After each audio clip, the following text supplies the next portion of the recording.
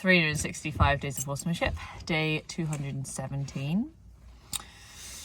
Yeah, a good day today, actually. I definitely felt like I had my mojo back, in terms of my freedom-based training and my patience muscles. Definitely don't have my mojo back with recording the videos, which is interesting. I'm definitely getting to a point where I'm not really sure what I'm going to do when I finish this project. So if anyone has any suggestions, anything they'd like to see, things that they like, things they don't like, please do let me know.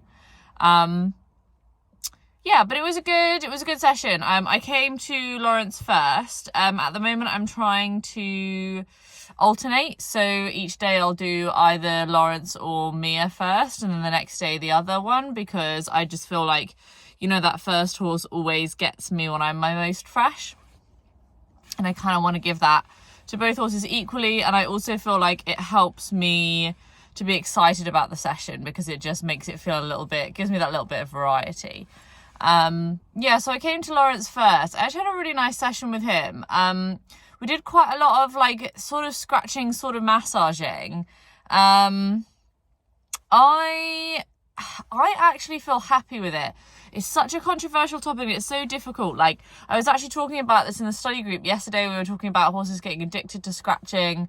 And I think Lawrence is definitely on the edge of being in that place, but I actually think we both get a lot out of it. I think he gets a lot out of it from the physical perspective, because he really uses his body quite well, more than he would otherwise do, of his own accord. And so I do kind of want to encourage that. So for me, there kind of is something in it for me. It's not like he's got a sweet itch and I'm forever scratching his mane or his tail out, so I'm pretty happy with it.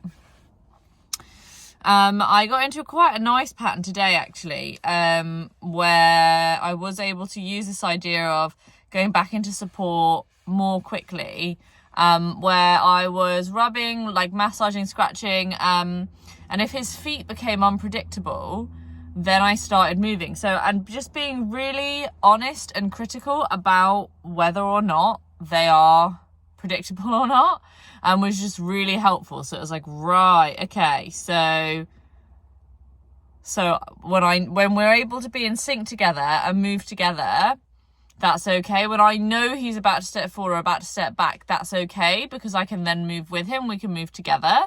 But when he's taken me by surprise and he steps and then I have to step, I didn't know he was going to step, because otherwise I'd have stepped with him.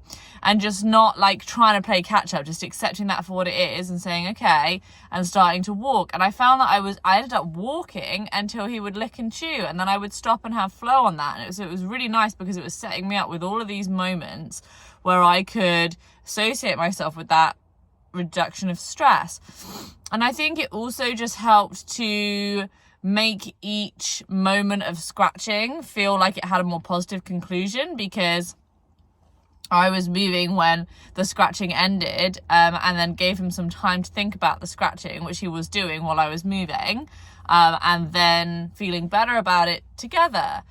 So that was really nice. And I actually got to a place where after some time he was less and less interested in me scratching him, and then he started just watching the environment. And so then I stepped into my 8 breaths, where and initially I was sort of doing these steps around him, and I had in my head that I would go do the full sundial around him, and every time he changed his focus, his eyes and his ears, then I would take a step. And that worked a few times, and then I got into waiting there for 8 breaths. So then I started walking, did that a few times, and then started walking with a hand going down him, and then he then stopped me at one point by looking around to me. So I stopped there. I was able to have some flow with him there, and then we had the most magical experience, actually, where he then started walking, and I had known he was going to start walking, so I was able to match his steps. And I'm thinking, I think he's going to walk all the way down the hill. I need to see if I can make sure that I stay in flow with him. And we managed to walk literally step for step, our feet moving at the same time together, in harmony, all the way down the field and all the way back the other side, which was really amazing. And I really felt like that we were together doing that, and it was really amazing.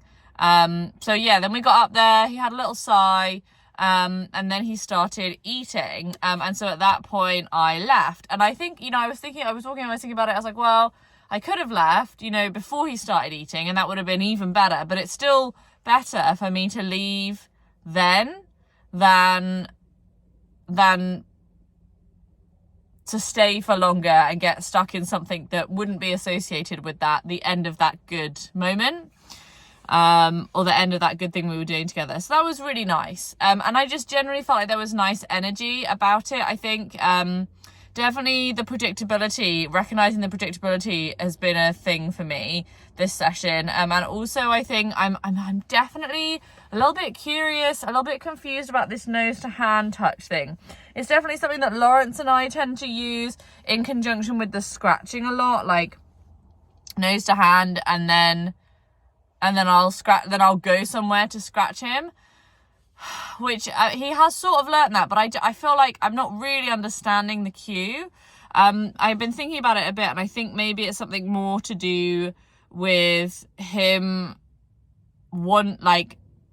it's almost like if I'm offering it, it's like I was thinking as we were walking down the hill, he looked at me this one time, like we'd looked at the environment, because that's what he does, like he takes me like 10 or 20 steps, and then he'll stop and he'll look at the environment, and then he'll walk again for a bit.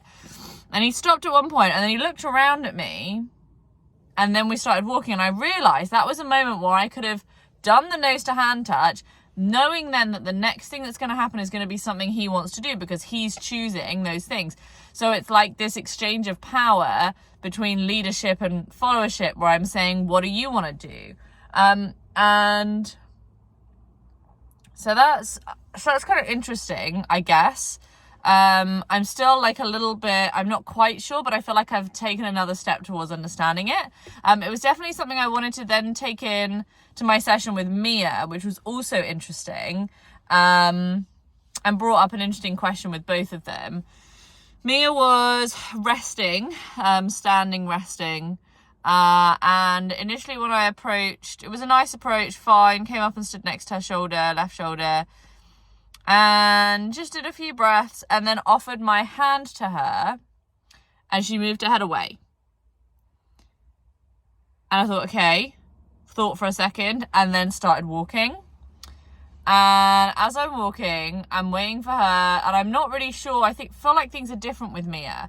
And it's so difficult because with Lawrence, like I feel like I can expect like sort of more from him in some ways, but I also want to be clear with Mia. I don't want to stop moving on every single little thing. Like if it's not clear to her what I've stopped on, then it's not like, if it's not clear to me, it's not clear to her. And additionally, I think like she moves her ears around so many times that I don't see. For me to stop the one time that I see it is not really clear or consistent, because other times she moves her ears and nothing happens.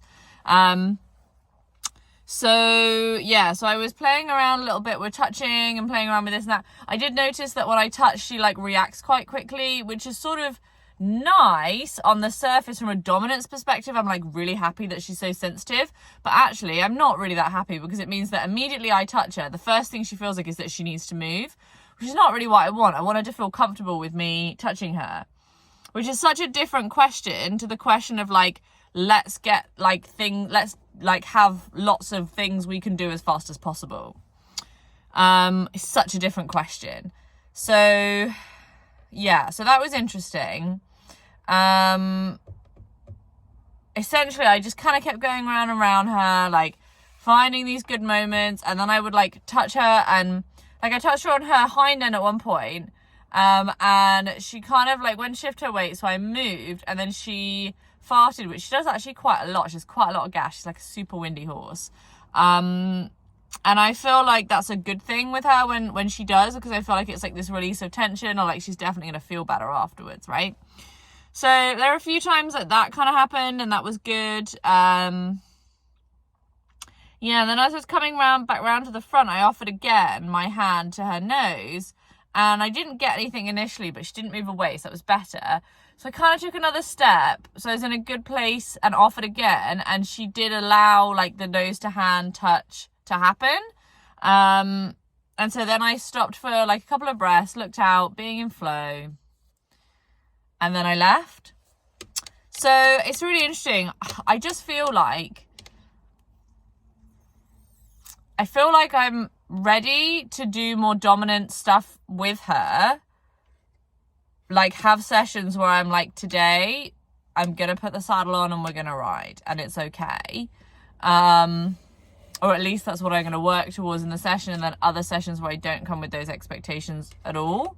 And try to have maybe like a bit more of a balance of like leader and follower, because I feel like with her at the moment, I feel like I'm doing a lot of like followership and learning who she is, which I think is natural at this stage in the relationship where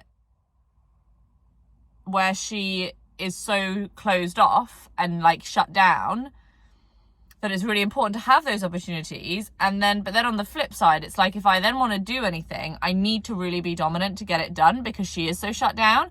And I feel like we're like at two ends of the spectrum, and I kind of have this like idea that maybe I just need to do both, and over time things will soften both ways into more of like a middling stance, which is where I feel like Lawrence and I are further in towards the middle now than Mia and I are.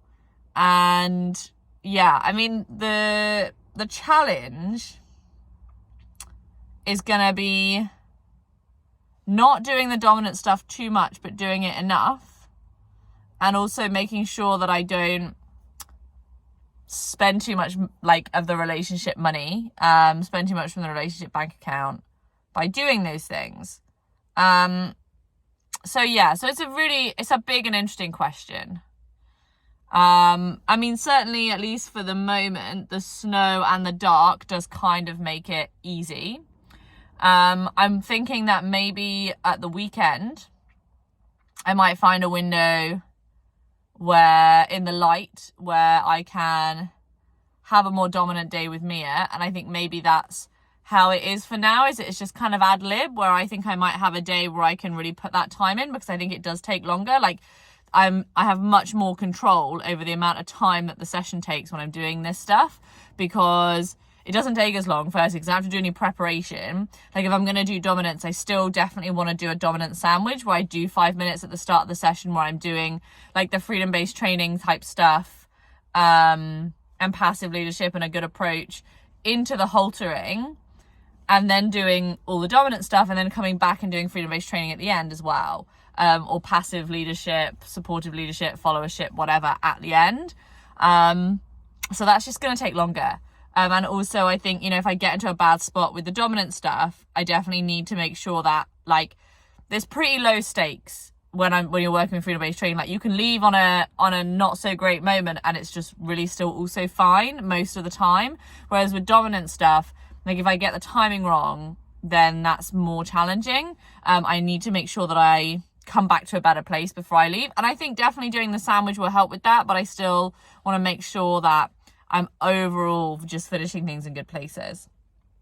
So yeah, so we'll see how things pan out, I think, see how things go. But it was a good session overall. I felt like I had a really nice energy, and it was really nice to get back out there and do the freedom-based stuff. I was here for about an hour, which means that I probably did about half an hour with each horse, which is really cool because it didn't really feel like that at all. It was just really natural. Like it was just a really natural end to both sessions, which was really nice. So yeah, excited for tomorrow and feeling a little energized at the end of the session, which is really nice. I was quite tired today. I was a bit worried about that, but I actually feel quite energized now, which is good.